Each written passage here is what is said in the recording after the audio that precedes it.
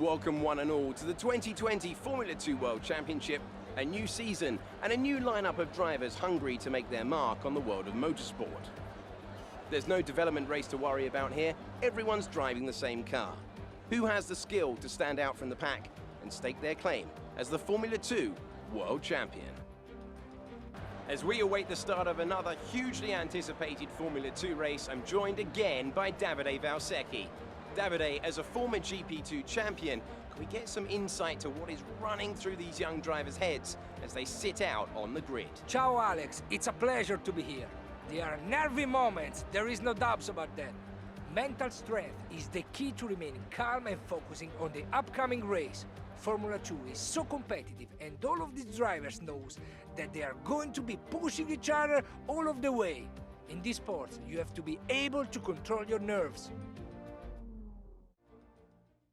Hello everyone and welcome back guys to round 2 of our F2 2020 career mode, where today we're here back once again here for the Bahrain GP sprint race. If you missed out on the video yesterday where we obviously did the feature race and the whole setup for this series, I would definitely recommend going back and checking it out. We sort of explained the whole series, why we've gone with Mick Schumacher and everything like that. But yeah, back though once again here in Bahrain. This time around we start P3 on the grid after a very action-packed feature race here, ready for this weekend. They're 12 laps ahead of us this time around. Obviously no mandatory pit stops. It's definitely not worth a pit stop here as well here. Hopefully the hard compound tyres can last us in good nick right the way through to the very end. But hopefully this time round, obviously starting from P3, we can pick up our first silverware of the season. We've got our teammate Robert Schwartzman and Dan Ticktum, the top two from the feature race as well. They're starting just in front of us. Hopefully they both don't fall down the order in quite the same fashion there. But P3 won the first race weekend of the season. Maybe, just maybe, we can repeat that here today as well. But let's dive in then, ready for round 2 of the championship. We need a much cleaner start than we got last time round. Hopefully we'll be able to manage the throttle, lights out, and away we go. The answer is no, as we head down towards turn 1. They're losing a whole host of places as we head in towards the first corner. There is a bit of an opening on the outside, so we will chuck it in deep and late on the brakes there. And actually, in all of that, as we try to look up the inside once again of Tsunoda, we've pretty much held level. We've lost one place to Yuki Tsunoda off the start. There always seems to be quick in these races, but yeah, not as dramatic as I thought there. We didn't get a particularly good getaway. Everyone sort of went to the inside, so we darted back out wide and managed to pick up most of the places again. So not the worst start in the world here as we head down through Sector 2. Always struggle to try and get the car up to temperature, up to grip, everything like that. But yeah, Ticktum once again though moves past Schwartzman off the start of this race there. As you can see, Sato trying to look at the inside of us as we head down through in towards the infamous turn 10 once more. But yeah, not the worst start in the world here. Let's see if we can try and get back past Tsunoda, or is he going to be trying to challenge Schwartzman and Dan Ticktum at the front? Heading on to lap 2, they're really actually struggling at the moment to try and keep up with the top 3 there. It's actually under a lot of pressure from Marino Sato at the start of this race. I don't know why suddenly I can't pronounce his full name, but we'll not worry about that too much early on in this one. Down in towards turn 10 once more. Actually able to find the apex. I'm hoping everyone sort of shreds through their rubber and then we're quick towards the end, so we're trying to keep it in good nick. But yeah, a bit of a risky strat, as obviously DRS is going to be enabled quite soon after this, so hopefully we won't just get swamped. Ticktum sets a 43.2 at the end of that lap. We set a 43.8. That just goes to show how much we're struggling at the moment. Sato still just within DRS range as we head on to lap 3. Oh, we got yellow flags out in Sector 2. Who is having issues towards the rear of the field? It appears, I think, to be one of the MP Motorsport cars, or is that Matsushita? Once again, Matsushita out once more here in Bahrain, so a horrendous start to the season for the Japanese driver there. He is out the first 2 races in a row here. He's not going to make it past about, what, 6 racing laps here in Bahrain to kick off the season there. That is a horrible way to start his World Championship campaign, but he is out once again. Whilst that's all going on though, you can see Schwartzman and Ticktum trading fastest laps, so we go a good 6 tenths quicker than the pair of them though, as we set a 42.6 on to lap 4, so we are definitely starting to get into the groove once again. That's not going to help us though, as we were very deep through turn 1. We've left Sato to have to deal with the rest of the field there, as we did actually get some DRS off of Tsunoda in front. Oh, more yellow flags. Who's going to fall to the wayside now then? Here in what has been quite a weekend of attrition so far then. Not too sure. I think he's one of the Tridents maybe? I'm not 100% sure. As we head back down in towards turn 1. Pedro Piquet out, as we've actually got a safety car in this race there. Tsunoda, what on earth was that, mate? Just brake checking? Yeah, we're not having that. The real question is now then, do we take a bit of a gamble and actually go onto some mediums so we're a lot quicker than the rest of the field towards the end of this Grand Prix, or do we just stay out and hold on to track position? I'll see what the top 3 do as we head through the final corner, because I don't really want to take too many big risks. No, they're all going to stay out then in this race, so we will do the same. So end of lap 7 then, we got 5 laps to go here from Bahrain, and Dan Ticktum is going to be leading the way of the safety car restart there. Robert Schwartzman P2, Yuki Tsunoda P3 ahead of myself in P4. But yeah, starts in general just aren't my strong point on F1 2020, so it's certainly going to be interesting to see whether we can try and nail this one as we head out of the final corner. When is Dan Ticktum going to go? Let's just wait and find out. He's gone now, so we haven't responded too badly to that as we head down the start-finish straight here. Maybe, just maybe, we'll be able to get a bit of a run on Tsunoda. I think we have done a better job than him and Sato here. Can we have a look to the inside? No, Tsunoda's actually going to go for a big lunge on our teammate Schwartzman there, so we might be able to try and capitalise on this one as they go side by side through turn 1, and there we go, through turn 2. Tsunoda doesn't get a particularly good run there, so we might be able to help our Prima teammate here, be a bit of a rear gunner as we head up in towards turn 4. Tsunoda's still on the inside though, very, very close to contact as we head out the first couple of corners there, and we don't get the power down on the exit. The cold rubber still not working for us as we head down the hill. Can we try and get any run back on Tsunoda? Now we get a bit of front end bite as we head in towards the hairpin, all the way around the outside perhaps. Oh, Tsunoda, no, just about closes the door on us there. He was fully in front, he was right to do so, but we can't quite make anything work just yet again.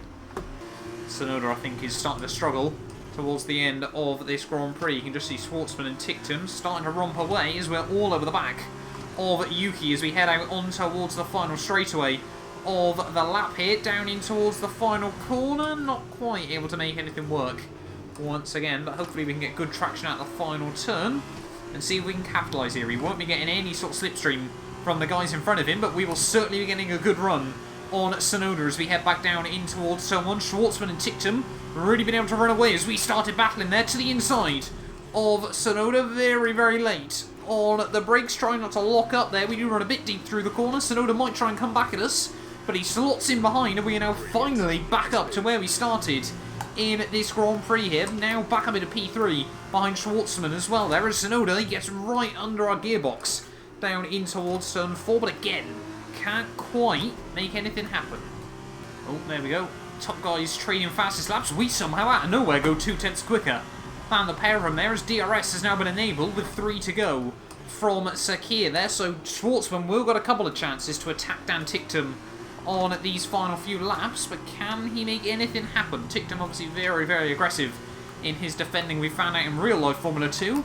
Is he the same on F1 2020?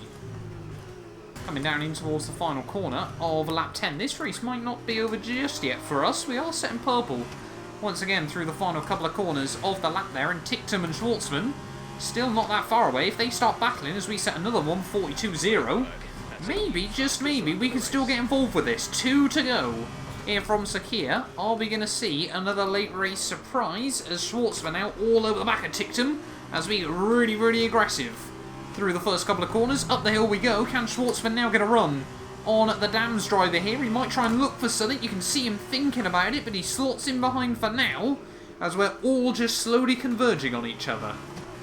One more to go then here from Bahrain, and we are now all over the back of our teammate Robert Schwartzman as we head down in towards the final corner. Oh, a big lock-up from Robert there. We might now be able to actually have a go at our teammate on towards the final lap of this race then, so it wasn't quite the battle well I expected at the end here. As our 41.8, we're still finding time lap after lap here, but if we want to try and battle Ticktum, we need to get past Bob nice and cleanly.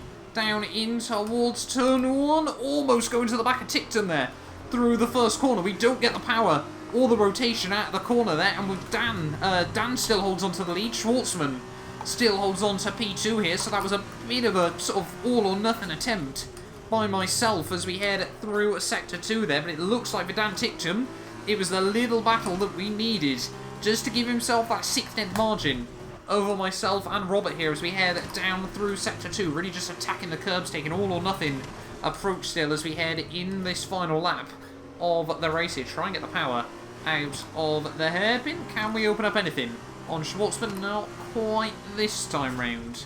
As we head back down in towards turn 10. Another lockup though from our teammates. We take way too much curb there. That's not going to allow us any sort of run out onto the back straightaway. Obviously we have got that one good traction zone down in towards the next corner here. So hopefully we can try and get a good run out of here and maybe, just maybe, get any sort of run on Schwartzman. And look at that, it has happened once again here. Schwartzman just parks it on the apex as we head in towards Sector 3 here. So it is going to give Dan Tickton the breathing room. And it looks like he is going to come through for the race victory here. But this is not done between the Prema drivers as we try and have a look to the inside of our teammate Schwartzman in towards the final corner there. We can't quite make anything work. Schwartzman cuts defensive in towards the final turn. Can we out-traction him on the exit of the final corner there? We get a slightly better run, but it's not going to be enough. Tickton wins. Schwartzman P2, and all we can manage was 3rd place there, but that was close at the end. That's the end of the race. We'll see you in Parc Fermé.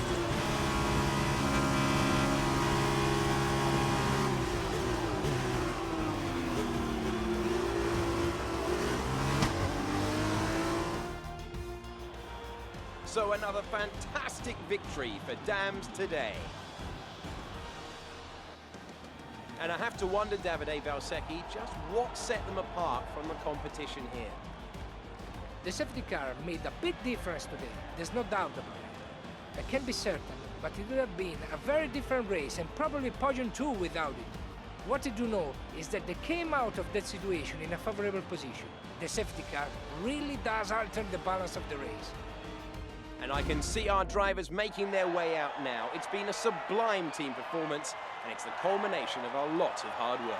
Dams are your winners today.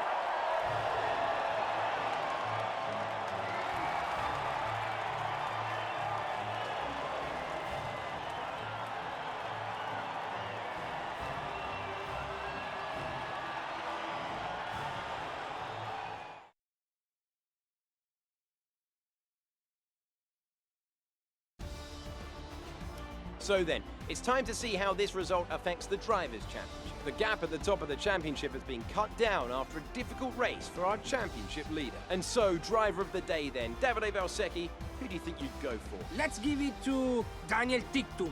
That was a quality drive from start to finish. He can be proud of that one. On to the teams then. Prema moved to the top of the table. After all this drama, you'd be mad not to join us for the next race. We hope to see you then. Take care. So there we are then, guys, the end of the Bahrain GP sprint race there, and Dan Ticktum does make it a race victory after falling away in the feature race yesterday there, so I'm sure he's happy to finally get back on top there. But a brilliant battle between myself and our teammate Schwartzman right at the very end there. Less than 2 tenths between us as we cross the finish line there, and 12 points apiece, obviously, because we picked up the fastest lap bonus once again there. But Tsunoda finished P4 for Carlin ahead of Marina Santo in P5 there. Giotto, Armstrong and Callum Ilott rounding out the point scorers there ahead of Mazepin and Markelov. Yeah, really dropped back after his highs from yesterday there. Alesi in 11th ahead of Samaya and Aitken there, as you can see. Galale up to P14 there from 17th on the grid there. Guan Yu Zhou, Drugovic, Delatraz from last on the grid there ahead of Daruvala, Nisani there ahead of Lundgaard. No, Pedro Piquet and Matsushita not making it to the end of the Grand Prix there. So a bit of a disappointing day out for those two drivers there. Just a complete weekend to forget for Paul Matsushita there